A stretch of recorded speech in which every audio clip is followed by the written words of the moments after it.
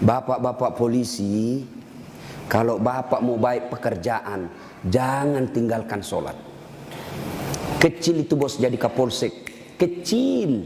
Nah datik mi puangi, jadi kok. Siapa yang sangka Pak Idam Aziz jadi Kapolri? Siapa yang sangka?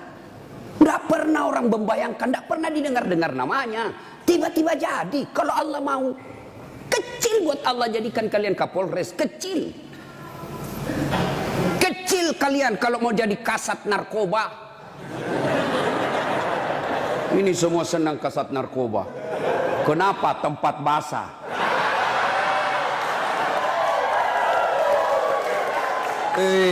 Hati-hati Pak Polisi. Di tempat basah lah itu orang tenggelam.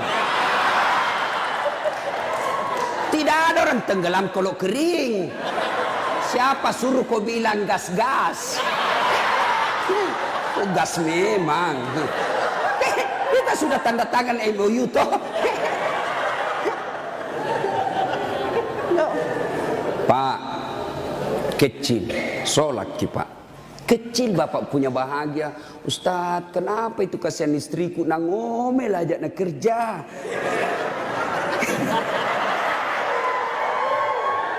Ini juga ibu-ibu ini. Kalian istri-istri polisi, muliakan itu suami. Kita kira itu gampang jadi polisi, Bu. Saya saja bukan polisi, saya bayangkan itu susahnya jadi polisi. Coba bayangkan. Tidak gampang itu. Kalau Ustadz, apa godaannya? Apa godaannya Ustadz? Kemana-mana pakai gamis. Tidak ada perempuan mau dekat sama kita. Nah bacakan kok Yasin jauh-jauh kok. Tapi kalau polisi Pak, godaannya banyak. Banyak betul godaannya itu polisi. Masalahnya orang datang pula istri, pakai kok kipas Pak. Tak kalai ada pakai situ. Itu tuh. Kalau kita Ustadz, siapa yang mau sogoki? Paling nasogoki telur sama soko. Apa mau nasogokkan ki? Tapi polisi subhanallah, godaannya sangat besar, bebannya sangat besar. Maka disitulah dibutuhkan ibu. Pelihara suamimu. Jangan kau malah jadi tukang kompor. Apa kek, masa kita sudah 17 tahun menikah tidak pernah tongko beli kangat gelang. Itu saja baru polisi baru 3 tahun suaminya gelangnya kayak pelik sepeda. Betul dia baru 3 tahun tapi dia sudah jual sawah warisan. Jangan. Bu, sayangi itu suamimu kasihan. Jangan kau dorong dia masuk neraka. Ya. Coba kalau ibu-ibu tidak beristri polisi, ibu tidak jadi tidak jadi bayangkari. Karena ibu bayangkari, wah luar biasa mobil polisi dia pakai piarisan. Iya toh? Iya Bu. Makanya syukuri. Coba kalau ibu tidak nikah sama ibu bapak-bapak polisi, ibu bukan bayangkari, gasturi. Garis Tua Republik Indonesia. Maka bersyukur, ya. Pak, jaga sholat Pak. Saya kasih contoh ya, saya kasih contoh. Kan ada komandan tak toh? Ada Kapolres. Kira-kira kalau Kapolres panggil ajudan bagaimana hebatnya? Ajudan, itu ajudan biar lagi baring-baring di kursi makan cang goreng. Ajudan, siapa? Biar itu ada cang goreng.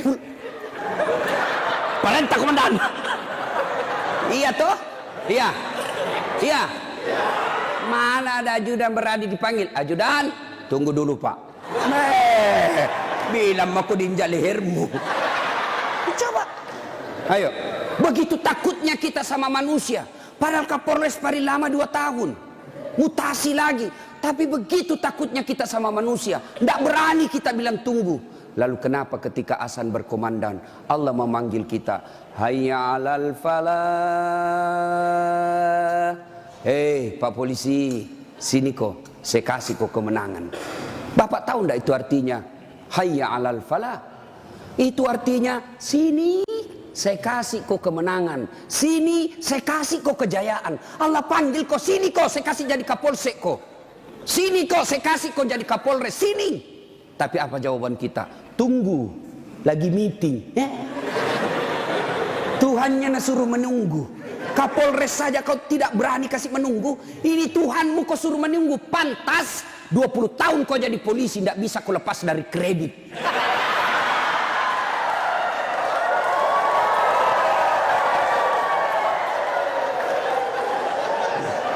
Gas memang. Makanya, bagaimana hidupmu mau baik bos jadi polisi? Kau udah bisa cari muka sama atasan. Siap komandan.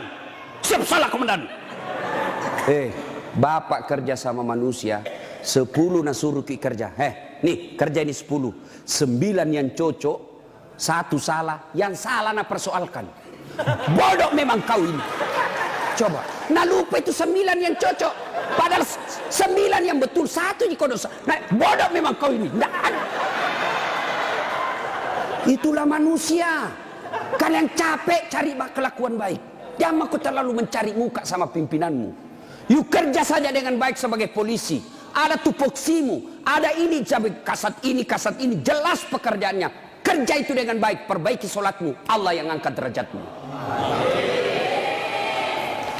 Ayo, serius Pak. Baiki saja sholat. Kecil Pak. Bapak kan punya jalan jadi kapolsek. Bapak punya jalan untuk jadi kapolres. Kenapa? Bapak polisi. Memang ada jalannya. Yang tidak bisa ada jalannya, saya jadi kapolres. Tidak ada itu. Tidak ada jalannya itu bos. Ayo. Yang tidak ada saja jalannya Allah kasih. Saya ulang, yang tidak ada saja jalannya Allah kasih. Apalagi memang ada jalannya. Apa maksudnya? Pak, bisa ndak perempuan hamil tidak pernah disentuh laki-laki? Itu ndak ada jalannya menurut ilmu kedokteran. Ndak mungkin. Tapi kalau Allah yang mau jadi Siti Maryam, wanita suci, ndak pernah disentuh laki-laki, hamil melahirkan Isa alaihi salam. Siti Maryam. Cuma sekarang banyak tahu perempuan mau ingin Siti Maryam. Hamil, tidak ada suaminya. Usut punya usut, ternyata selingkuh sama polisi.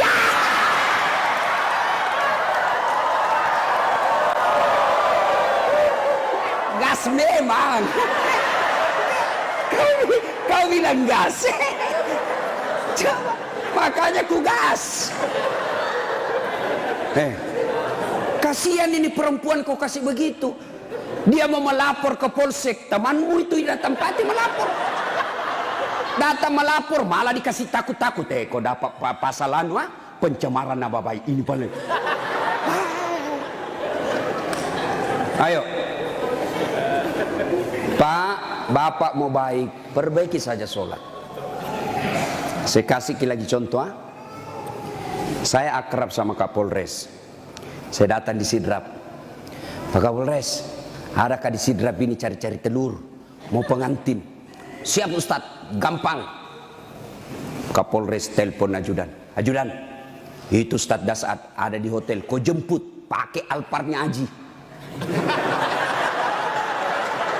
Karena ada Alparnya tahu Pak Kapolres. Tapi punya teman.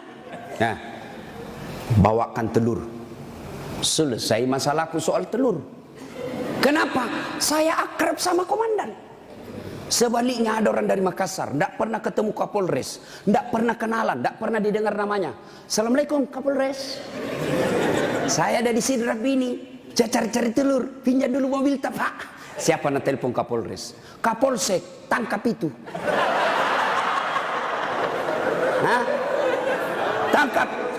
Tangkap dia. Tidak pernah kenal. Penipu pasti itu, penipu. Tangkap. Begitu juga Bapak. Tidak pernah sholat. Sholatnya hanya hari Jumat. Itu pun paling terlambat datang. Paling cepat pulang. Orang khutbah dia tidur. Pas bangun kamat dia bilang, aliran apa ini masih tidak ada khutbahnya. Bukan aliran apa, kau tidur. Ayo, tiba-tiba dimutasi. Tidak ada tempatnya yang bagus-bagus, stres. Jadi berdoa, ya Allah, Capek mak ini jadi polisi Tuhan. Kenapa hidupku tambah susah Tuhan? Nah bilang Tuhan, malaikat, karena dia sudah capek jadi ke polisi, sekali cabut nyawanya. Makanya Pak, yuk perbaiki sholat Pak. Apa alasanmu tidak mau sholat? Bilang kok apa? Bilangnya apa alasanmu? Si geaki. Apa? Tidak ada kecuali malas. Dalam Islam ada boleh beberapa orang boleh tidak dosa ketika dia sholat. Satu, belum balik. Kalau ada bapak-bapak polisi di sini merasa belum pernah mimpi basah, belum pakai balik itu. Atau ibu-ibu poluan tidak pernah haid, kau masih balita itu. Yang kedua, siapa boleh tidak sholat? Hilang ingatan alias gila. Kenapa tidak sholat? Saya gila Pak. Yang penting bapak yakin gila, boleh tidak sholat. Tapi tidak mungkin bapak jadi polisi kalau bapak gila. Yang ketiga, boleh tidak sholat dalam tekanan. Zaman Belanda diancam kepala tak. Jangan kau sholat. Kalau kau sholat saya kasih pecah kepalamu. Boleh tidak sholat orang begitu. Lain itu apa Pak? Bapak nganangani unjuk rasa. Boleh bapak sip-sipan sholat. Tidak bisa tinggalkan tempat. Sholat khauf namanya. Sholat dalam keadaan perang. Bagaimana caranya? Bapak berenam, polisi bertugas. Maka bagi tiga lapis, 3 rakaat, tiga saf. Saf pertama 2 orang, saf kedua 3 orang atau 4 orang. Maka saf pertama diselesaikan dulu sholatnya 1 rakaat. Yang di belakang jaga senjata. Begini dia.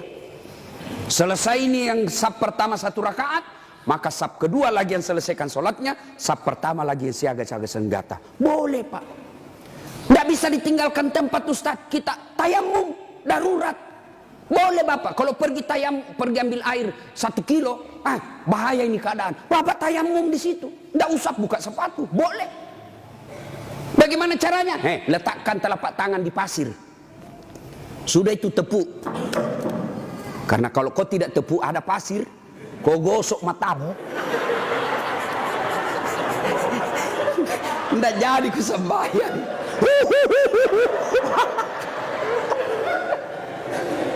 Itu gunanya. Selesai. Agapi. Tidak ada alasan. Maka bapak sholat. Yang tadinya masih malas sholat, perbaiki sholat Pak. Kecil buat bapak, Allah kasih kita. Kecil Pak. Kecil sekali. Ini perkara dunia. Allah cukup mengucapkan kun. Itu saja itu disebut kun fayakun, jadi. Nagati lipuangnya, jadi. Coba.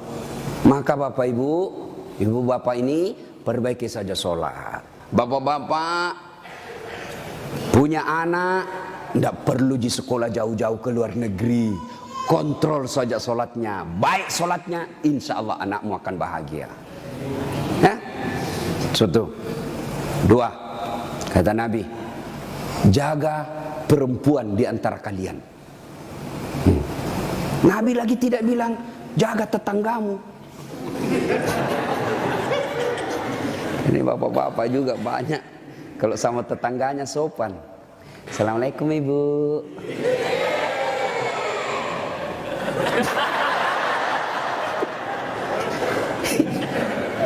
Ibu, kita ini sebenarnya laki-laki tergantung istri. Kalau istri kita baik, sopan bicara, tidak mungkinlah kita macam-macam. Datang mama tak kuhormati, datang saudara tak kumuliakan, pasti kita berpikir, baik sekali istriku ini. Belum tentu saya dapat perempuan lebih baik dari ini. Ya sudahlah, saya sabar saja menghadapi ini. Tapi kau suka kau ngomel, malas, datang mertuamu tidak pernah enak mukamu. Baru 1 jam duduk kau bilang kapan pulang mak. Datang mertua laki-lakimu langsung kau bilang engkau siam bokmu. Datang lagi bapakmu bawa beras 50 kilo, bulan nanti 1 juta. Ada begitu cerita Pak. Itu yang membuat hidup tak sial. Betul Pak. Kalau ada istri bapak yang tidak tahu menghormati orang tua tak, itu yang membuat hidupmu sial. Maka nasihati itu istri baik-baik. Ini juga ibu-ibu, hargai itu suami. Ya, untung ibu punya suami, punya anaknya orang. Coba terima beres. Hei, serius kah ini? Datang itu mertua kita hormati, muliakan. Coba, ada kadang-kala ibu-ibu curhat sama saya, Ustaz, kenapa itu suamiku lebih sayang, kan kasihan satu rumah kak sama mertuaku, mertua perempuanku. Kenapa ini kasihan suamiku, sayangnya sama mamanya saya tidak. Saya bilang, sadar kok ibu, mamanya orang itu, bukan selingkuhannya, bukan istri kedua. Kalau istri kedua boleh kau bilang begitu, bersaing kok. Tapi ini mamanya, dari rahimnya itu, keluar dari perutnya, dia yang didik dia yang kasih jadi polisi, dia yang biaya, kau terima beres. Sadar, mestinya kalau begitu suamimu, kau bersyukur. Ya Allah, baik betul ini suamiku. Mudah-mudahan nanti anakku seperti suamiku, tetap sayang sama saya meskipun saya sudah tua. Dengar itu.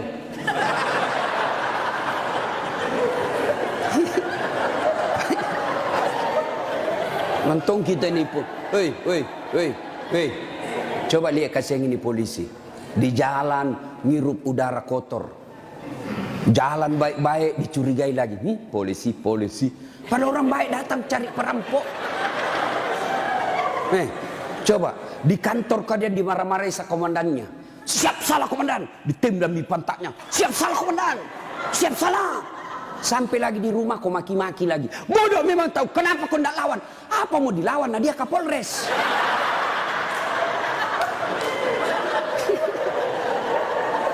Iya toh. Ini kasih muka-muka susah semua ini kasih ini polisi. Coba lihat.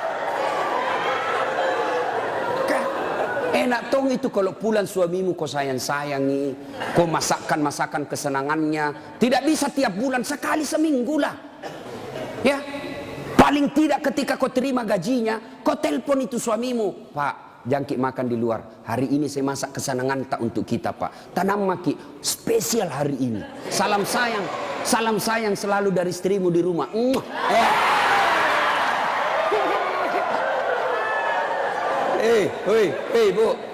Bu. Itu suami polisi kalau dapat SMS begitu, nah kasih lihat langsung Satpol PP. Satpol PP polisi setengah.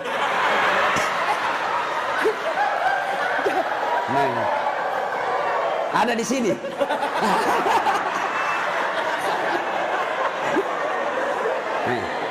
Apa nak bilang? Nak bilang itu polisi.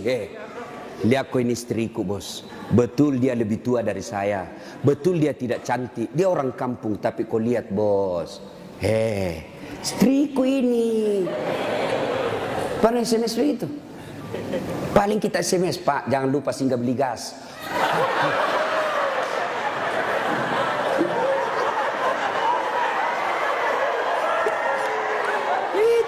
Itulah susahnya jadi suami. Tapi bapak juga kalau disuruh singgah beli gas, jangan sok-sok gengsi. Jangan gengsi. Kan biasa kita laki-laki, saya polisi, saya ajun komisaris, saya ini pangkat tinggi, masa beli gas? Kenapa nih? Ayo, kecil itu. Coba, untung bukan kita yang hamil. Mau kita tukar? Kita yang hamil, istri tak beli kompor gas. Mau kita tukar kira-kira itu? Repotnya itu perempuan hamil, jalan saja setengah mati, 9 bulan itu kasihan. Melok ni masuk. Coba itu perempuan kalau hamil, duduk aja setengah mati, harus pakai standar samping. Lama itu, mapanguju tuh kasih kalau melek tudang. Coba kalau bapak langsung saja begini, selesai. Maka ketika yang begitu, bapak ikhlas saja. Itulah pengabdian kita kepada istri. Ya, tenang. Itu Nabi Pak 11 istrinya. Tapi tidak pernah ada istrinya mengatakan menyesal saya nikah sama kau Muhammad. Bapak satu menderita lahir batin. Itu Nabi Pak, Nabi kalau minum sama istrinya, dia kasih begini, minum. Kasih lagi istrinya, satu teguk, kasih lagi istrinya. Begitu romantisnya Nabi. Dan hebatnya itu, kalau Aisyah minum di sini bibirnya, itu cari Nabi.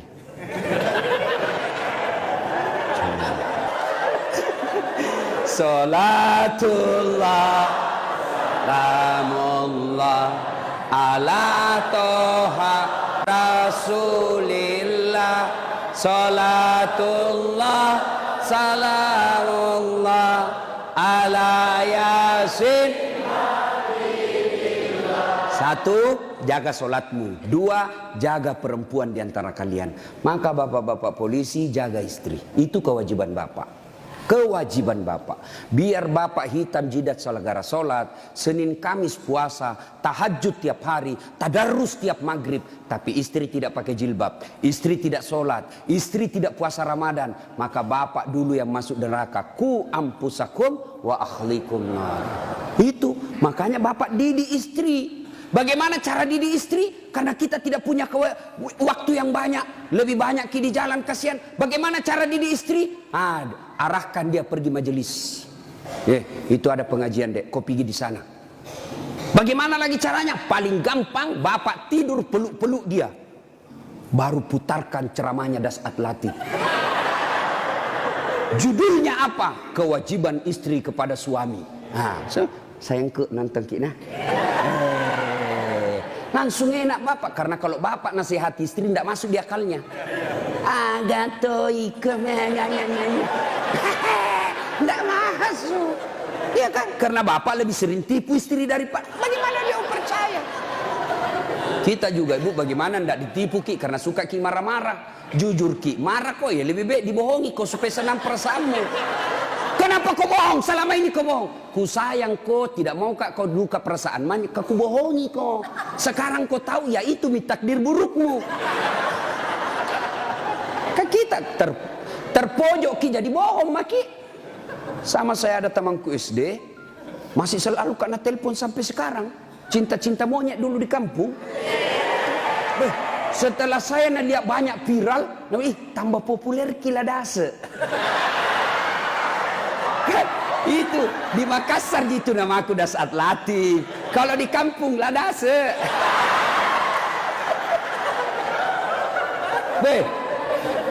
Dia selalu lah telepon saya. Nggak enak kan? Nah tahu istriku, bawi perasaannya istri saya hormati sekali istri saya.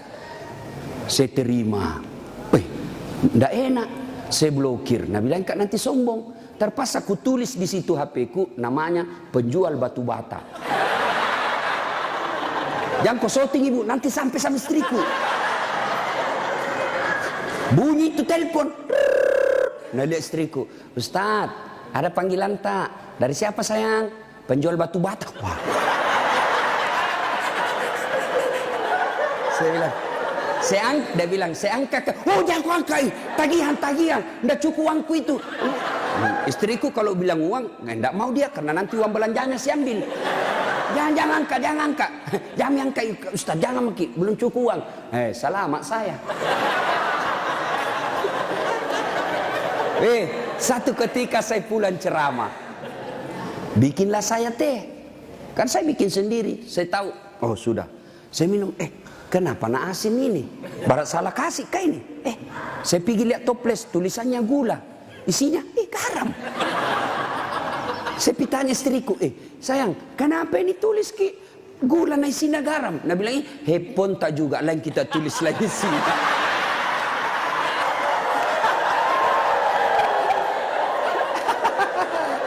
Ibu, sudah tahu rumusnya toh? Pak, jaga istri kalian, jaga. Gimana caranya? Ajari terus, nasihati terus. Tapi bapak tidak mungkin bisa didengar istri kalau bapak saja kelakuannya tidak baik. Tidak mungkin.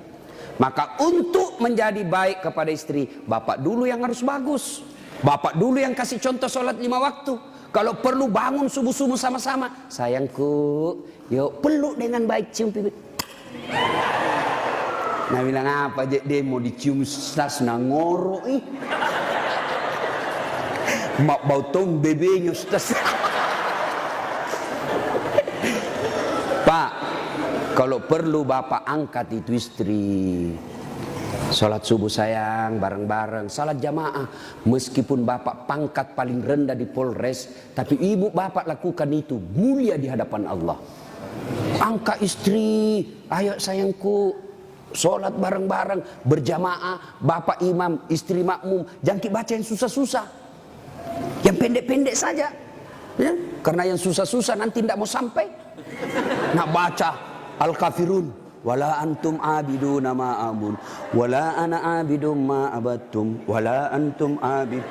Mulai curiga istrinya. Wala antum abidu, wala ana abidum. Pas selesai sholat, ibu juga kalau selesai sholat kasih semangat suami. Sabar ki pak, memang begitu kalau baru pertama orang sholat. Insya Allah ke depan tidak.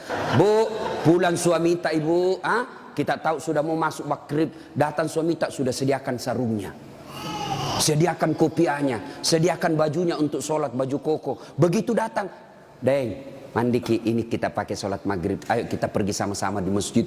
Nyaman ibu, suami istri jadi polisi dapat gaji tiap bulan. Kalau begini kita lakukan, bahagia hidup tak, meskipun kita tak putar-putar saja di sidrap.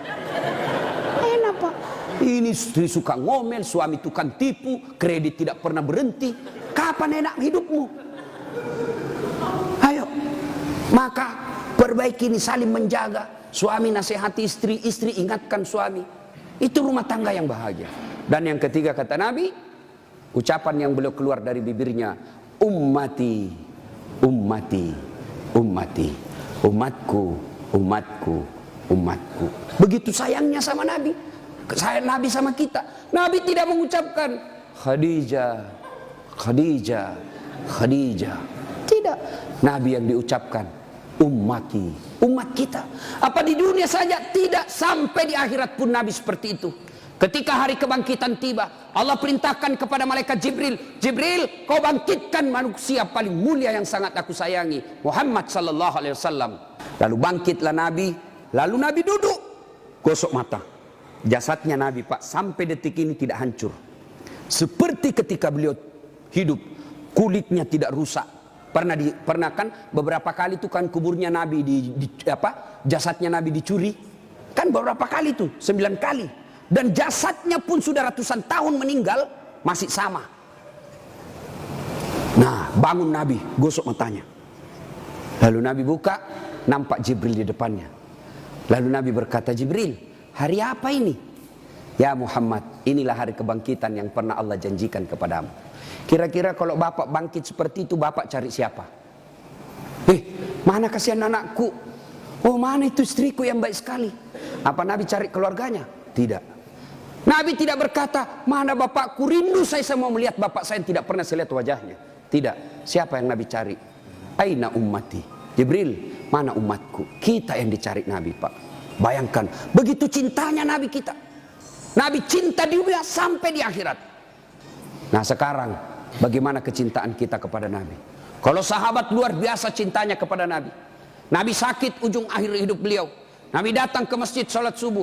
Selesai sholat subuh, Nabi lalu naik pidato. Saudara-saudara sekalian, kita sudah bertahun-tahun membela agama Allah, hidup bareng bersama. Tentu ada yang pernah saya sakiti, baik yang sengaja maupun yang saya tidak sengaja. Kalau ada yang pernah saya sakiti dan saya tidak tahu, tolong balas hari ini. Daripada nanti di akhirat kau membalas, sakitnya berlipat-lipat. Sekarang saya minta balas sebelum saya meninggal. Suasana hening. Abu Bakar paling duluan menangis. Tanda-tanda Nabi sebentar lagi meninggalkan kita ini. Suasana hening. Tiba-tiba dari belakang ada sahabat Nabi namanya Ukasya. Hitam tinggi besar berdiri. Ya Rasulullah, saya pernah anda sakiti. Semua orang balik. Kurang ajarnya ini Ukasya. Kapan? Waktu itu perang ya Rasul. Saya berada di sampingmu. Rasulullah mengendarakan onta. Onta Rasulullah. Rasulullah menyambut ontanya. Saya di samping. Bukan onta yang kena, tapi saya yang kena. Saya mau membalas ya Rasul. Semua kurang ajar. Nabi lagi sakit mau membalas. Umar berdiri. Ukasya, kalau gatal tanganmu ingin mencambuk, saya kau cambuk sampai mati. Jangan Rasulullah. Kata Nabi, Umar, saya paham maksud baikmu, tapi dosa tidak boleh diwakili. Dosanya Kapolres tidak bisa diwakili Kasat Lantas. Tidak boleh. Mentang-mentang kita komandan ya, ambil dosa aku Nggak bisa. Sudah. Bangkit lagi Abu Bakar. Hei, Ukasya, sayalah sahabat Nabi paling dekat. Saya selalu bersama beliau. Kalau kau mau cambuk, saya kau cambuk. Sama kau sakiti Rasulullah. Nabi bilang, Abu Bakar, dosa tidak bisa diwakili. Kau duduk. Makin dekat Ukasya. Ditahan sama cucu beliau, Hasan Husain. Ukasya, pamanku. Amure, jangan kasihan kakekku. Lagi sakit. Saya kau cambuk kalau mau. Nabi berkata, cucuku, saya paham maksud baikmu, tapi dosa tidak bila diwakilkan, nak. Duduk. Dekat Ukasya. Ya Rasulullah, waktu anda cambuk saya tidak pakai baju. Supaya adil, buka bajumu. Semua orang tambah kurang ngajar ini Ukasya. Di depan Nabi satu-satunya pertama kali disuruh buka baju. Nabi buka bajunya. Begitu Nabi buka baju, subhanallah, terjadi keajaiban. Apa? Tercium bau harum. Bahkan ada sahabat Nabi, Nabi lagi tidur berkeringat. Dia ambil keringatnya Rasulullah satu tetes, dan itu dia bilang, saya tidak pernah mencium seharum baunya Rasulullah keringatnya. Coba, ada kira-kira di sini keringatnya harum? Nah, ada. Itulah Rasulullah. Lalu apa kata Rasulullah? Ya, baik, saya buka. Kata Nabi, cepat kau Ukasya, jangan kau buat saya lama tidak pakai baju, nanti Allah menghukummu. Maju Ukasya. Dia buang cambuknya. Lalu dia peluk badan Nabi. Dia cium badan Nabi dadanya. Lalu sambil menangis, ya Rasulullah, maafkan saya. Hei, apa maksudmu Ukasya? Tadi kau mencambuk saya, sekarang kau menangis memelukku. Kata Ukasya, ya Rasulullah, itu tadi cerita saya cuma karang. Itu cari cerita saya cuma buat-buat. Kenapa? Saya tahu sebentar lagi Rasulullah meninggalkan kami. Ingin rasanya kulitku yang hina ini bersentuhan dengan kulitmu ya Rasulullah. Karena saya tahu tidak mungkin saya bisa lagi menyentuhnya tanpa saya akali seperti ini. Ya Rasulullah, mau sekali nih kulitku yang hina menyentuh kulitmu yang mulia. Pun kalau saya nanti masuk surga belum tentu sama kita punya kelas. Saya ingin menyentuhmu ya Rasulullah. Saya ingin merapatkan badanku dengan kulitmu yang mulia ini ya Rasulullah. Nabi lalu meneteskan air mata dan berkata, saudara-saudara sekalian, kalau kalian mau tahu temanku di akhirat kelak, inilah karena cintanya kepada Rasulullah Muhammad sallallahu alaihi wasallam. Rasulullah luar biasa cintanya kepada kita. Lalu kalau Bapak cinta kepada Rasulullah, muliakan Rasulullah. Dengan cara apa? Pelihara warisannya. Apa warisan Nabi? Bukan istana. Apa warisan Nabi? Al-ulama'u warisatul anbiya. Muliakan ulama. Bapak-bapak polisi, gunakan kekuasaanmu untuk melindungi pewaris para nabi. Bukan pewaris pejabat. Lindungi pewaris para nabi. Supaya kalian nanti di akhirat ada yang bernyamamu, melindungimu ketika pada saat itu tidak ada lagi perlindungan. Rasulullah pewarisnya bukan gubernur. Rasulullah pewarisnya bukan presiden. Rasulullah pewarisnya bukan Kapolri, tapi pewarisnya Nabi adalah ulama. Muliakan ulama karena sama saja kalian memuliakan Rasulullah. Tidak usah kau muliakan Dasat Latif, tidak usah kau muliakan kiainya, tapi muliakan ilmu yang beria. Kalian tahu halal haram bukan dari Kapolres. Kalian tahu halal haram, rukun-rukun iman, rukun-rukun haji bukan dari Kapolri, bukan dari sekda, bukan dari bupati, tapi kalian mengetahuinya dari ilmu-ilmu para ulama. Ini saja tausiah kita, mudah-mudahan ada manfaat. Terima kasih Pak Kapolres. Saya doakan Bapak beserta istri sehat walafiat, diberikan kemampuan dan kesanggupan untuk menjaga wilayah hukum Sidrap dan sekitarnya. Bapak-bapak polisi, saya berdoa semoga Bapak sekalian selalu dititipkan iman dalam hati, sehingga Bapak betul-betul menjadi pengayom, pelindung dan pelayan masyarakat. Insya Allah.